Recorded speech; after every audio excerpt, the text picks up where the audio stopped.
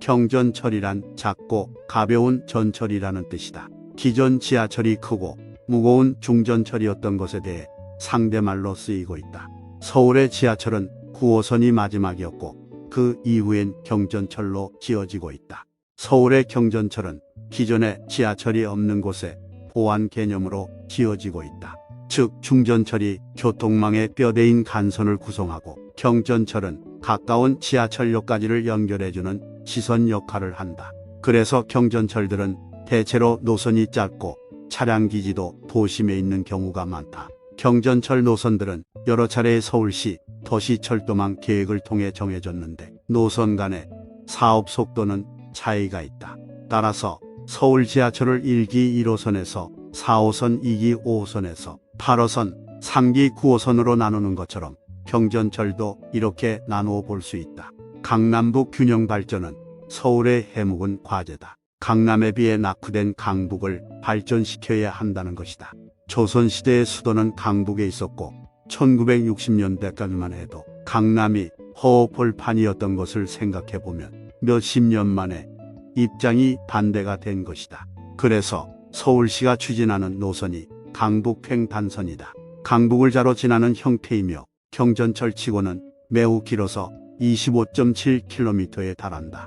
이는 중전철인 8호선의 17.7km보다 긴 것이다. 역수도 19개나 된다. 강북횡단선은 긴 길이를 통해 서남권, 서북권, 동북권을 한꺼번에 지나간다. 그만큼 파급력도 클 것으로 예상된다. 또한 서울 도심 북쪽에는 산이 있어서 서울 서북부와 동북부 간의 이동이 불편했다. 현재 이곳을 관통하는 도로로는 내부 순환로가 있는데 수요가 많아 혼잡이 심하다. 강북횡단선은 내부 순환로를 철도로 구현한 것으로 볼 수 있다. 그리고 U자 형태를 갖는 지하철 6호선과 연계하면 서울, 강북을 원형으로 순환하는 기능도 할 수 있다. 내부 순환로와 강변북로가 합쳐져 강북순환도로가 되는 것과 같은 개념이다. 강북횡단선은 서부선과 함께 한강을 건너는 둘뿐인 경전철이다. 한강은 하저터널로 건너는데 가양대교와 월드컵대교 사이에 지어진다. 이를 통해 동서로 지나는 경의중앙선과 9호선, 5호선을 남북으로 이어줄 뿐만 아니라 공항철도와 2호선 사이에 한강 도하철도가 추가로 생기게 된다.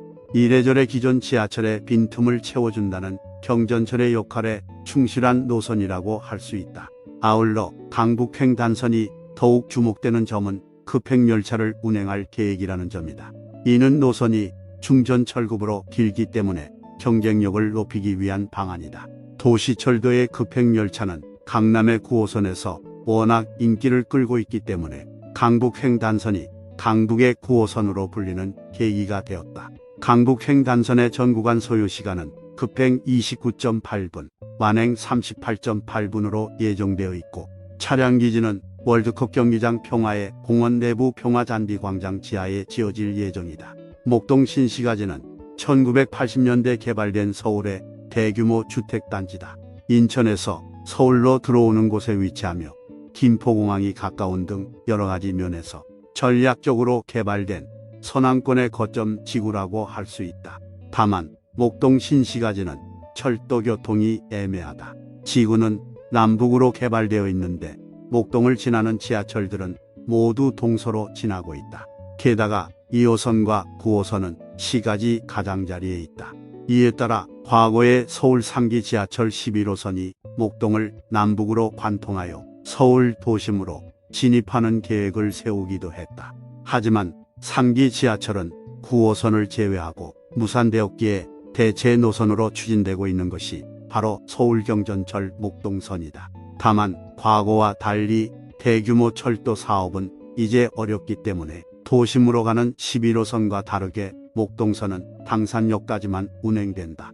일단 당산역에 와서 도심으로 가려면 2호선을 갈아타고 강남으로 가려면 9호선을 갈아타면 되는 것이다. 물론 강북으로 가려면 목동역에서 강북횡단선을 탈 수도 있고 강남을 가려면 현재처럼 오목교역에서 5호선을 타고 여의도역에 가서 9호선을 타도 되긴 한다. 이 때문에 사실 목동선은 이름과 달리 목동 신시가지만을 위한 노선은 아니며 시점부인 신월동의 교통 편의를 많이 고려한 노선이다. 신월동 지역은 남부순환도로라는 큰 도로가 있음에도 불구하고 정작 철도가 없어서 도로와 철도의 불균형이 크던 곳이었다. 이곳에 목동선이 들어가면 대중교통이 필요한 교통약자들에게 큰 도움이 될 것이다. 또한 김포공항으로 가는 비행기 소음으로 인해 발전이 정체되어 있는 이 지역에 새로운 활력소가 될 것으로 기대된다. 목동선의 차량기지는 서부트럭터미널 서쪽에 있는 양천 버스 공영차고지 지하에 지어질 예정이다. 본선에서 꽤 떨어져 있는 게 특징이다. 한편 장기적으로 서부트럭터미널이 복합개발될 예정이므로 이왕 선로가 존재하는 만큼 이곳의 역을 추구하는 것도 생각해 볼 만하다. 실제로 싱가포르 경전철에는 차량기지 쪽 복합건물로 한 정거장을 더 연장한 사례로 북희 판장선 10마일 정선역으로 현재는 폐지된 상태다. 중랑구에는 지하철 6호선, 7호선, 경의중앙선, 경춘선이 지나가므로 일견 철도 노선이 많아 보인다. 하지만 6호선은 북쪽 끝구 경계에 닿은 수준이고 강남행 노선은 7호선 하나뿐이다. 게다가 도심 방향 경의중앙선과 경춘선은 열차 운행 횟수가 적고 도심으로 갈 때 환승을 해야 하는 데다가 전동차가 일반 열차와 경합되어 지연이 상시화되어 있다. 결국 노선은 많아도 실속이 없는 형편이다. 이 문제는 과거부터 지적되어 온 사항이라 원래 상기 지하철 10호선이 도심을 동서로 관통해 사가정역까지 지어질 예정이었다.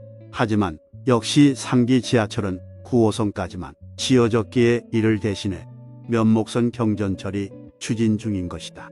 면목선은 청량리역에서 출발해 동대문구의 지하철 운명지역인 전농동, 장안동 등을 지난 뒤 중랑천을 지하로 건너 중랑구에 진입한다. 7호선 환승역은 10호선 계획 당시 사가정역에서 면목역으로 바뀌었다.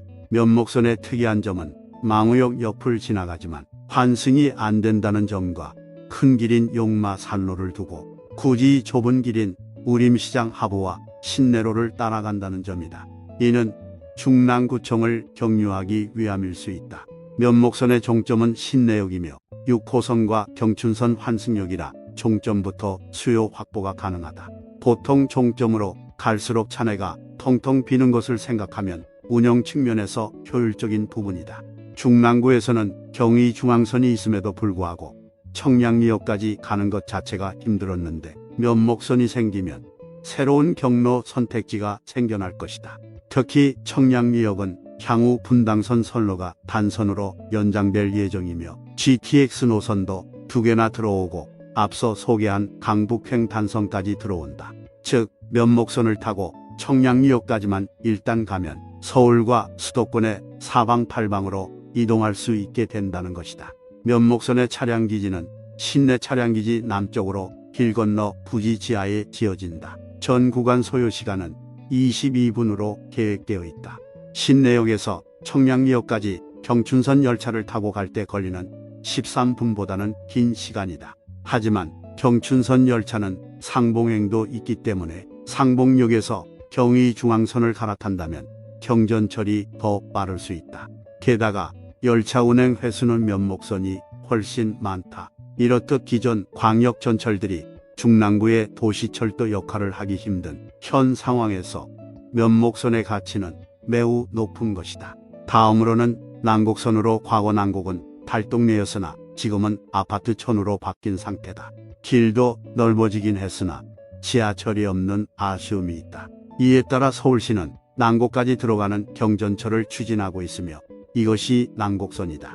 난곡선은 당초 2호선 신대방역까지만 올 계획이었으나 경전철 신림선 보라매공원역까지 연장하기로 하였다. 그런데 이렇게 연장된 모습은 지하철 5호선과 유사하다. 지하철 5호선은 노선이 외곽으로 가다가 강동역에서 Y자로 갈라지는데 신림선도 시내 쪽인 색강역에서 외곽 쪽으로 갈 때 보라매공원역에서 갈라진다.